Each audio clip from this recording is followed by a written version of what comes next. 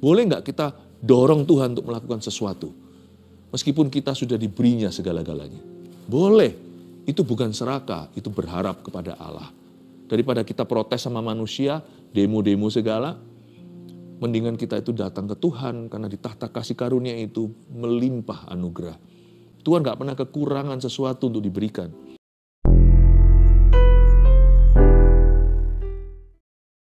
Kau ada di sini Tuhan. Bagaimana aku bisa menjelaskan dan menggambarkan, Kau sungguh ada di sini. Dan I'm sure dan saya yakin, Kau juga hadir di sebelah sana, di mana ada keluarga saat teduh bersama. Tidak ada yang memisahkan kita. Tidak ada yang bisa memisahkan kita dari kasih Yesus. Kau hadir saat ini Tuhan untuk menjamah, menyembuhkan, menyelamatkan, mengubahkan. Sampaikan sabda bahagiamu, kebenaranmu itu Tuhan, kepada setiap orang yang haus dan lapar akan kebenaran. Sembunyikan hamba-Mu di balik salib-Mu. Dalam nama Yesus Kristus Tuhan. Haleluya. Amin. What a sweet presence hadirat Tuhan yang begitu indah. Tuhan itu selalu mendeteksi dan selalu memandang hati mereka yang hancur, jiwa yang remuk, tidak akan Tuhan pandang hina. Saya bisa merasakan hari ini Tuhan itu begitu dekat umatnya. Hari ini kita akan belajar soal ketulusan, karena ketulusan adalah sebuah senjata rohani yang ampuh dalam doa. Orang tulus itu dicinta sama Yesus, itu sungguhan. Itu bukan suatu kata-kata klise, tapi itu fakta. Bahwa orang tulus itu dekat sama Tuhan. Karena itu saya berikan judul begini, seruan orang tulus didengarkan Tuhan. Ini janji Tuhan betul buat orang-orang yang berdoa dalam ketulusan, bahwa Tuhan mendengar suaranya. Tapi orang fasik Tuhan tutup telinga. Mazmur 26 ayat 1 sampai 12, saya baca ayat per ayat dan saya jelaskan kepada keluarga saat teduh bersama. Dari Daud, berilah keadilan kepadaku ya Tuhan, sebab aku telah hidup dalam ketulusan.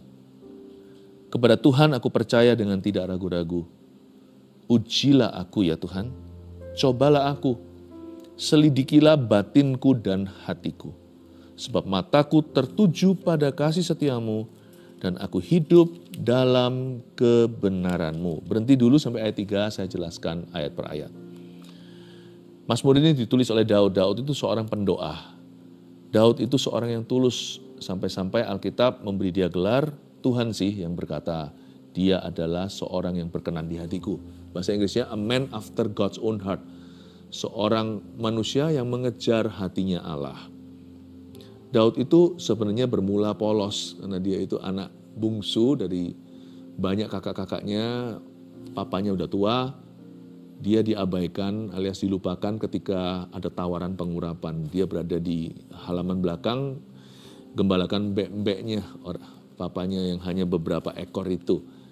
Tapi Tuhan sangat-sangat memandang hati anak muda ini. Makanya itu Daud tahu sekali tentang keintiman dengan Tuhan. Hati dia penuh dengan ketulusan. Sampai nanti dia jadi raja, dia juga pernah salah. Tetapi ketulusan tidak pernah meninggalkan dia. Waktu dia bertobat itu, wah, pertobatannya begitu ngilu. Soal Batsyeba, dia betul-betul merendahkan hati dan berkata, kau boleh ambil apapun, jangan ambil rohmu daripada aku siap untuk dihukum. Ini orang tidak pakai tading aling-aling, orang ini tidak pakai kedok sama Tuhan. Sekalipun waktu dia salah pun, pertobatannya sungguh-sungguh, meskipun dia harus menanggung hukuman yang berat dari Tuhan. Konsekuensi atau disiplin Tuhan itu memang ada, tetapi Tuhan tidak pernah mencabut kasih dari orang yang tulus hati. Dari Daud, nah sekarang ini penulisnya kita tahu, kita lihat seruan pertama dia, berilah keadilan kepadaku ya Tuhan. Saya nggak tahu Daud lagi alami apa, tapi dia seolah-olah menuntut keadilan dari Tuhan. Berilah keadilan kepadaku ya Tuhan. Tidak sama dengan anak kecil yang kerap kali ngomong begini sama papa mamanya. Nggak fair. Kakak dapat, aku kenapa enggak? Kakak boleh, kenapa aku tidak boleh? Adik disayang. Aku disuruh tinggal di rumah, suruh belajar. Adik diajak jalan-jalan. Ini bukan fair versi manusia. Berilah keadilan kepadaku di sini. Daud berseru, Tuhan, lakukan kepadaku apa yang kau pandang baik. Ini sebuah kata-kata berserah, tapi juga agresif. Dia berkata, Tuhan, aku bukan hanya berserah sama Tuhan, aku minta, aku mohon. Apa yang kau pandang paling baik untuk aku, lakukan itu Tuhan. Sebab aku dizolimi gitulah. Nggak tahu apa yang terjadi, tidak tertulis secara jelas gamblang. Daud lagi ngalami pergumulan apa, tapi dia berkata, berilah keadilan kepadaku Tuhan. Tentunya pasti ada musuh-musuh, ada manusia yang memperlakukan dia secara tidak adil. Mungkin Daud difitnah, mungkin dia dikhianati, mungkin ada konspirasi melawannya, mungkin ada musuh-musuh dalam selimut atau mereka yang memusuhi dia terang-terangan. Tapi Daud berkata, berilah keadilan kepada hamba-Mu ini ya Tuhan. Do what you deem best for me. Ini bukan human justice, ini bukan keadilan manusia. Ini adalah keadilan Allah. Dia naik banding kepada Tuhannya dan berkata, look upon me, pandang aku Tuhan, kasihani aku. Lakukan yang terbaik untukku. Aku tahu engkau sudah baik, tapi aku minta kau melakukan sesuatu yang ekstra untuk aku. Boleh enggak? Boleh enggak kita dorong Tuhan untuk melakukan sesuatu? Meskipun kita sudah diberinya segala-galanya. Boleh. Itu bukan serakah, itu berharap kepada Allah. Daripada kita protes sama manusia, demo-demo segala, mendingan kita itu datang ke Tuhan, karena di tahta kasih karunia itu melimpah anugerah. Tuhan gak pernah kekurangan sesuatu untuk diberikan. Dan Daud minta keadilan. Dia tidak minta musuhnya dihukum ya, tapi dia sedang beracara dengan Tuhannya. Daud sedang memaparkan isi hatinya. Dia menceritakan kerinduannya bahwa ia ingin melihat penyertaan Tuhan. Pembelaan bolehlah, tapi yang dia inginkan lebih di atas segalanya adalah Tuhan menjadi semakin nyata melalui pergumulan apapun yang dia alami saat itu. Hanya dia dan Tuhan yang tahu. Berilah keadilan kepadaku ya Tuhan, sebab aku telah hidup dalam ketulusan. Kalau kita baca ini, ayat 1b sebelum ke 1c, orang ini kok ngaku-ngaku dia sudah hidup dalam ketulusan ya. Ada kata aku telah, itu berarti dia sudah membuktikan. Sombong sekali ya, bukan. Ini kan doa yang dicatat Mazmur itu. Waktu dia doakan, mungkin dia belum mencatatnya. Setelah dia doakan, dia jurnal doanya. Dia berkata, sebab aku telah hidup dalam ketulusan. Memang tidak ada orang di dunia ini yang 100% tulus hati. Kita semua masih progresif. Tapi saya yakin yang dimaksudkan Daud di sini adalah aku telah menjaga hati nuraniku murni. Alias dia tidak terdakwa, dia tidak merasa sengaja berbuat sesuatu yang salah lalu dia simpan dari hadapan Tuhan. Enggak loh. Daud tidak punya agenda tersembunyi di hadapan yang Maha Tahu. Dia berkata, aku telah hidup dalam ketulusan, artinya my conscience is clear. Hati nuraniku, hati kecilku itu bersih. Aku kalau ngaca hari ini bercermin, aku tidak malu sama diri sendiri. Bukan berarti aku sudah sempurna atau 100% tulus hati, tapi tidak ada sesuatu kesalahan yang kusadari. Luar biasa loh orang kalau bisa hidup kayak gitu tuh. Karena kalau kita baca kalimat berikutnya di ayat 1, kepada Tuhan aku percaya dengan tidak ragu-ragu. Sebenarnya nggak ada orang yang imannya kecil itu. Ketika benih ditaburkan, kan iman timbul dari pendengaran. Iman itu langsung besar. Tapi kenapa iman itu susah bertumbuh? Karena hatinya tertuduh.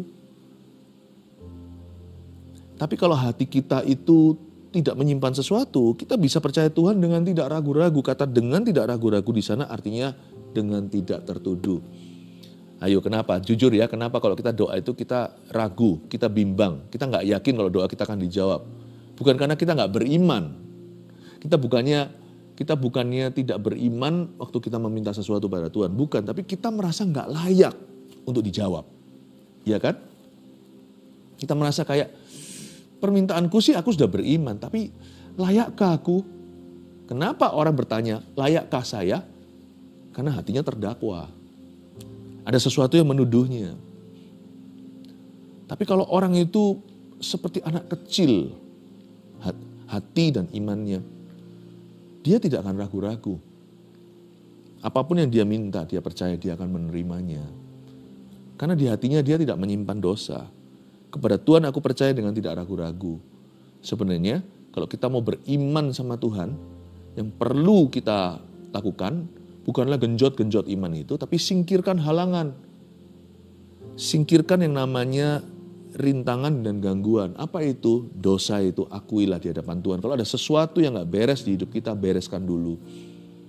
Bereskan sebelum meminta, supaya nanti mintanya lancar. Waktu kita berseru itu, kita tahu bahwa kita didengar. Jangan ada pertanyaan, layakkah saya? Kalau sempurnakah saya? Tidak ada orang. Siapapun mempertanyakan itu sudah tahu jawabannya. Peduli amat kalau Daud kek, Rasul Paulus kek, bahkan Abraham sekalipun Musa. Kalau kita semua bertanya, layakkah saya berdasar kesempurnaan? Jawabannya jelas, tidak ada seorang pun yang layak. Tapi kalau pertanyaannya, apakah aku sudah menjaga hati nuraniku? Apakah aku tuh sudah sungguh-sungguh menjaga hatiku? Nah itu kita bisa menjawab ya. Jikalau kita sudah melakukannya. Ya Tuhan, aku sudah menjaganya. Gak pernah aku tidur dalam kesalahan. Siapapun kurugikan aku bereskan. Gak pernah aku ucapkan sesuatu yang mendukakan Roh Kudus lalu malam hari bisa nyenyaknya tidur. Besok hari waktu saya bekerja seolah-olah tidak terjadi apa-apa. Enggak. Aku selalu jaga hatiku dengan segala waspada. Artinya close range. Kalau jaga hati itu bukan maraton, tapi sprint. Jaga hati itu bukan jarak jauh, tapi jarak dekat. Bukan jangka panjang, tapi sekarang. Kalau ada sesuatu nggak beres, kita nggak berkata, gampang nanti aja, toh Tuhan memahaminya. Enggak, kita selesaikan. Nggak ada orang sempurna. Tapi ada orang yang menjaga hatinya. Nah Daud itu orang yang begitu. Dia berkata, aku percaya kepadamu dengan tidak ragu-ragu. Karena hatiku tidak tertuduh. Sekarang di ayat 2 dia jelaskan gimana caranya dia jaga hati seperti itu. Bagaimana Daud mawas diri.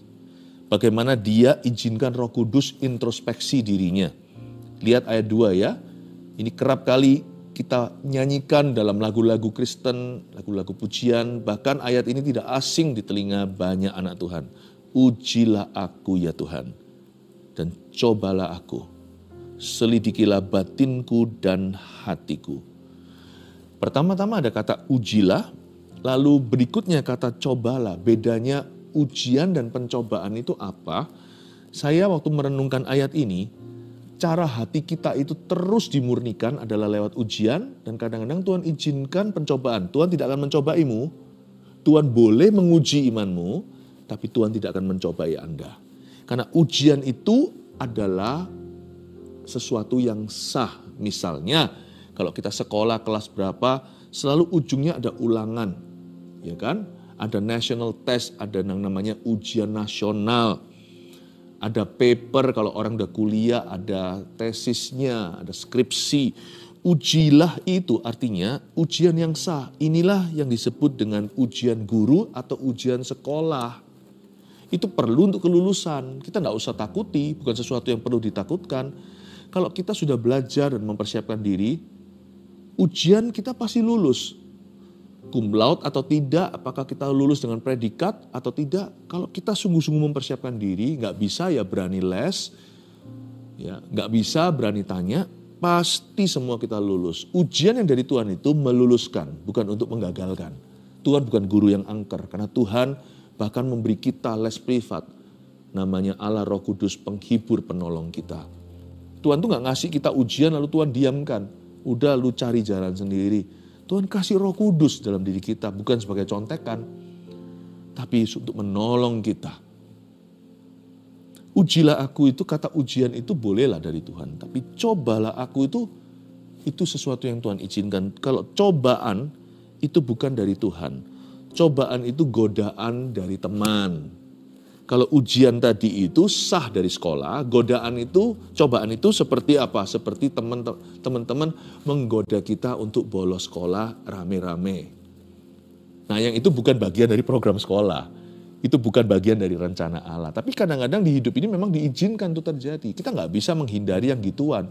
Selama kita masih hidup di bumi, di tengah-tengah orang berdosa, kita sendiri pun orang berdosa notabene, Kadang-kadang diizinkan kita di tengah-tengah orang-orang yang orang-orang bibirnya najis seperti Yesaya katakan, sedangkan kita juga begitu, supaya Tuhan murnikan bibir kita nggak ikut-ikutan dengan mereka yang suka sumpah serapah. Tuhan izinkan kita tinggal di dunia.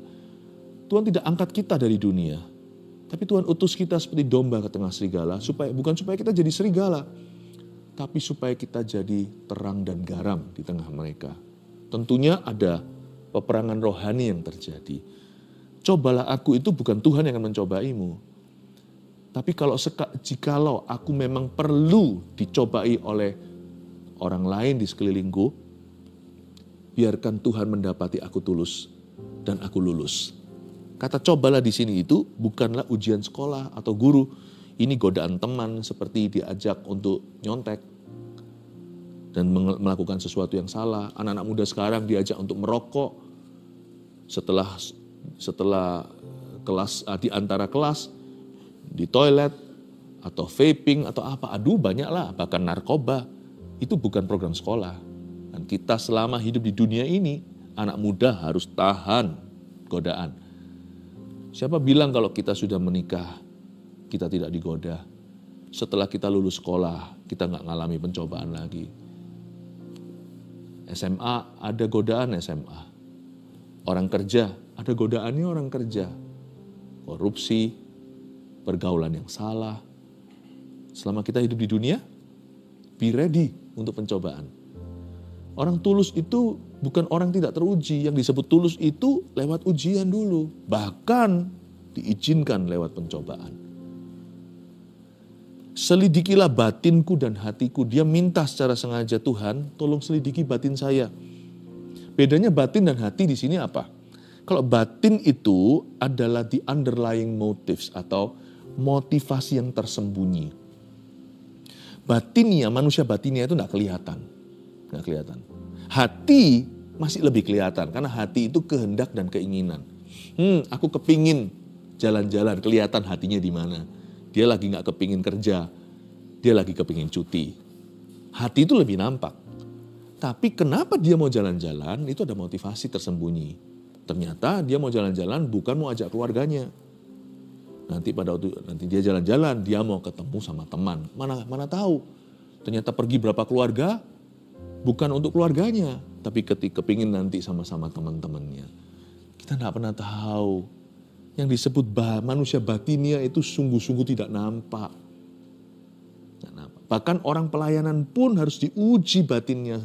Minta Tuhan selidiki. Siapa tahu deep down inside dalam hati bukan untuk memuji Tuhan, tapi supaya dilihat sama orang dan dikagumi manusia. Batin ini harus rajin-rajin dibawa ke mezbah. Harus dibawa ke hadapan tahta Tuhan. Murnikan saya, selidiki aku. Batin itu motivasi. Penting loh dalam segala sesuatu yang kau lakukan. Ya bukan berarti kita selalu bertanya-tanya sih.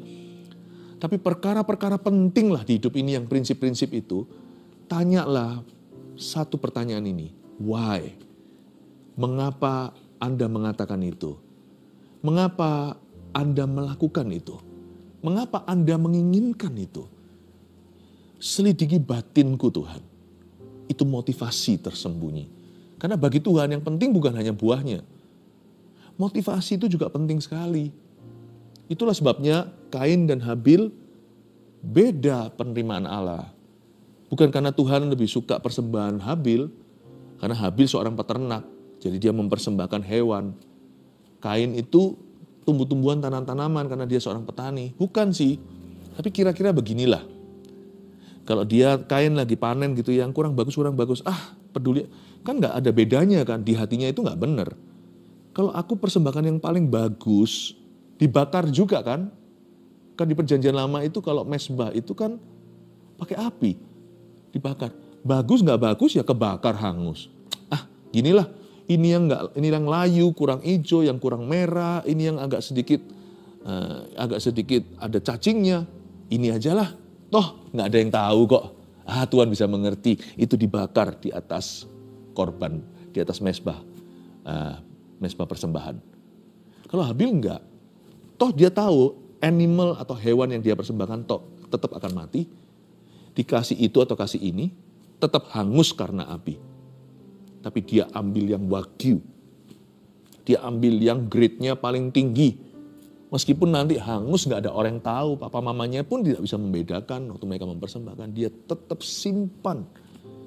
Misalnya kalau kita mau anak kecil memberikan persembahan itu, uang yang paling baru atau koin yang paling bersih itu disimpan.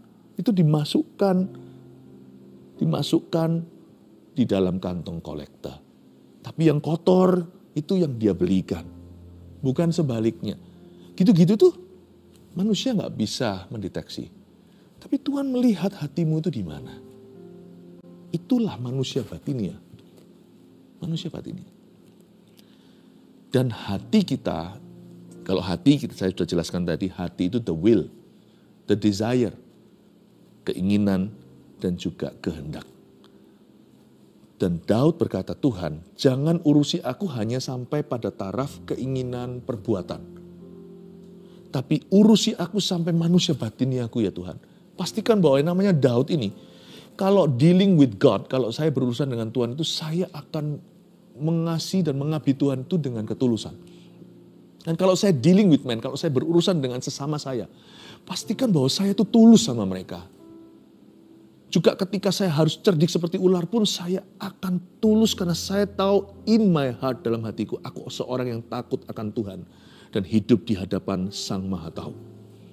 Pastikan bahwa dalam acaraku dengan manusia, urusanku dengan sesama, kau selalu dapati yang namanya Daud ini, tulus hati. Standarnya tinggi ya, tapi harga yang dibayar luar biasa di depan, lebih luar biasa rewardnya. Karena ketika dia berdoa dan dia berseru, Tuhan dengarkan. Itulah perbedaannya antara Nabi Baal dan Elia. Elia berseru, api turun. Nabi Baal mau gores-gores tubuhnya juga Tuhan nggak akan dengarkan. Ya memang mereka berseru ke Baal sih, apalagi begitu ya kan. Itu bedanya juga. Firaun berusaha nggak bisa, Musa cuman angkat tongkatnya atau pukulkan ke laut itu langsung membelah. Bedanya di mana? Kenapa Tuhan meresponi yang satu, Tuhan seolah-olah tidak memberi telinga kepada yang lainnya. Bedanya di sini. TULUS, tulus. Tapi tulus itu enggak sama dengan polos ya. Coba lihat ayat 3. Sebab mataku tertuju pada kasih setiamu. Dan aku hidup dalam kebenaranmu. Tadi kan dia katakan di awal-awal bahwa aku telah hidup dalam ketulusan. Tapi di ayat 3, dia berkata, aku hidup dalam kebenaranmu. Tulus itu tidak sama dengan polos, apalagi bodoh. Orang tulus itu adalah orang yang tahu kebenaran. Jangan tulusnya itu tulus yang polos, ternyata Tuhan gak bilang begitu. Jangan sampai tulus yang bodoh, kita kira kita mengabdi sama Tuhan dengan menganiaya orang-orang yang mengikut Tuhan. Kita kira kita melakukan ini untuk Allah yang Maha Kuasa, padahal salah. Tulus itu ada standarnya, standar tulus dan standar kebenaran itu sama. Apa itu? BIBLE, Bible, Alkitab, firman Allah. Aku hidup dalam kebenaranmu. Kalau tulus yang tidak berfondasikan kebenaran atau firman, itu namanya orang polos gak tahu. Atau bahkan orang bodoh yang tidak mau tahu. Ayat 4, aku tidak duduk dengan penipu dan dengan orang munafik. Aku tidak bergaul. Aku benci kepada perkumpulan orang yang berbuat jahat. Dan dengan orang fasik aku tidak duduk. Aku membasuh tanganku tanda tak bersalah, lalu berjalan mengelilingi mezbah ya Tuhan. Kalau kita baca ayat 4-6, kedengaran seperti self-righteousness ya, atau merasa benar itu, atau sok suci. Enggak sih, ini doa jangan lupa. Kalau dia ucapkan ini kepada orang lain, nah itu sok suci. Tapi dia ucapkan ke Tuhan, dia catat, dan catatannya hari ini, notulen doanya dia itu, atau jurnal doanya menjadi berkat buat kita, anak-anak Tuhan di perjanjian baru. Ayat 4-6 sebenarnya, Daud hanya semata-mata memberitahu pada Tuhan yang Maha Tahu, dia mencetuskan bahwa Tuhan, aku ini jaga hidup. Bukan supaya dia menjual jasa, sepatutnya kita mengabdi pada Allah. Tapi Daud memberikan, dia itu memijakkan kakinya pada pada standar kebenaran. Daud itu seolah-olah pasang kuda-kuda doa.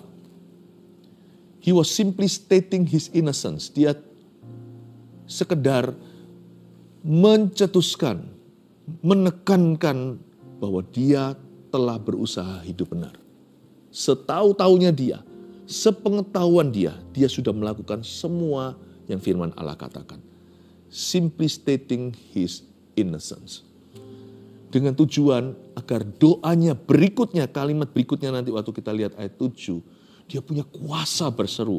Makanya itu di ayat 6 dia mulai pemanasan. Aku membasuh tanganku tanda tak bersalah. Itu bukan berarti orang mengaku tidak berdosa. Tapi dia berkata, tanganku ini loh, gak pernah sengaja menjerumuskan. Lalu dia berjalan mengelilingi mezbah Tuhan. Lihat itu, dengan dia berjalan mengelilingi mezbah, itu adalah sikap hampir-hampir berdoa. Dia siapkan bahan mentahnya seperti master chef yang memasak.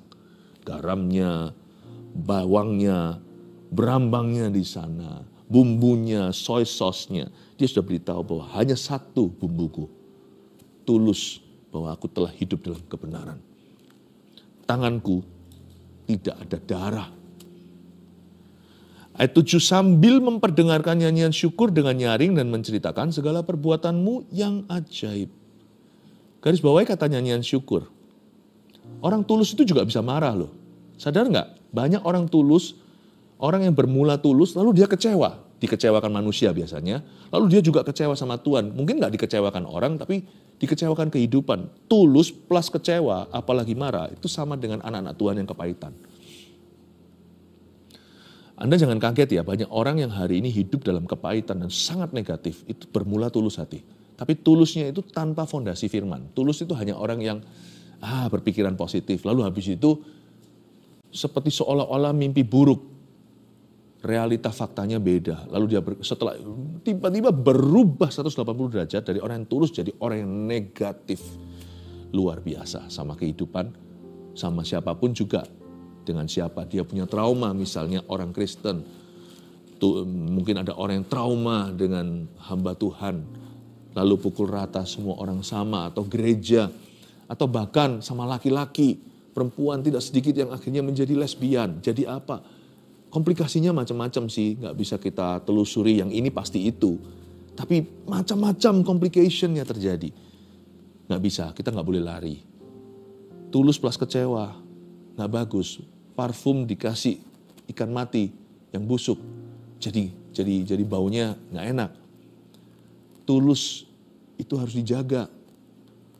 Tulus tidak boleh ketambahan kecewa, sekalipun kita boleh dikecewakan orang. Janganlah memilih jalur kekecewaan, sekalipun kita bisa disalahi orang.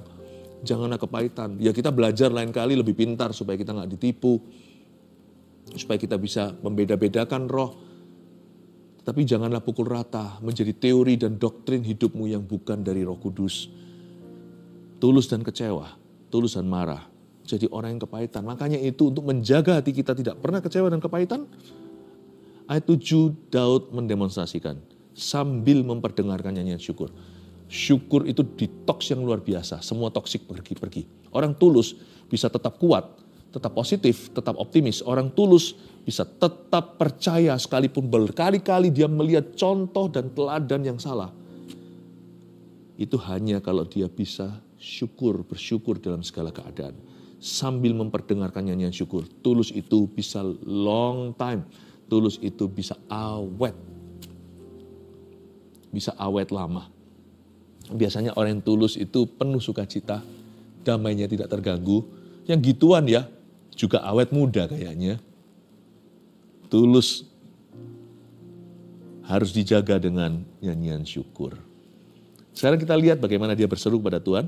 Ayat 8, Tuhan aku cinta pada rumah kediaman-Mu dan pada tempat kemuliaan-Mu bersemayam. Itu seruan cintanya kepada Tuhan. Langsung terdengar.